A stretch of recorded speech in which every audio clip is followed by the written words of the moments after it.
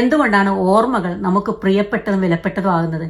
മറ്റൊന്നുമല്ല, പ്രസന്റ് സിറ്റുവേഷനിൽ ജീവിക്കുന്ന ഈ നമ്മളെക്കാൾ നമുക്കിഷ്ടം പിന്നിലുണ്ടായിരുന്ന അന്നത്തെ ആ നമ്മളെയാണ്. ആ നമ്മളെക്കുറിച്ച് ഓർക്കുമ്പോൾ നമുക്ക് തന്നെ നിർവൃതിയും അഭിമാനവുമാണ്. കാരണം ആ നമ്മൾ നിഷ്കളങ്കരായിരുന്നു, ഊർജ്ജസ്വലരായിരുന്നു, വെട്ടിപ്പിടിക്കുന്നതിനേക്കാൾ വിട്ടുകൊടുക്കൽ സ്വഭാവികളായിരുന്നു, ഷെയർ ആൻഡ് കെയറിൽ താല്പര്യമുള്ളവരായിരുന്നു, മറ്റുള്ളവരുടെ സങ്കടങ്ങളെയും സന്തോഷത്തെയും അതേ അളവിൽ ആത്മാർത്ഥമായി ആവാഹിക്കാൻ കഴിവുള്ളവരായിരുന്നു. അതുകൊണ്ടാണ് തിരികെ നടക്കുമ്പോൾ കൂടുതലും സ്കൂൾ ഡേയ്സിലും കോളേജ് ഡേയ്സിലും എത്തുന്നത്.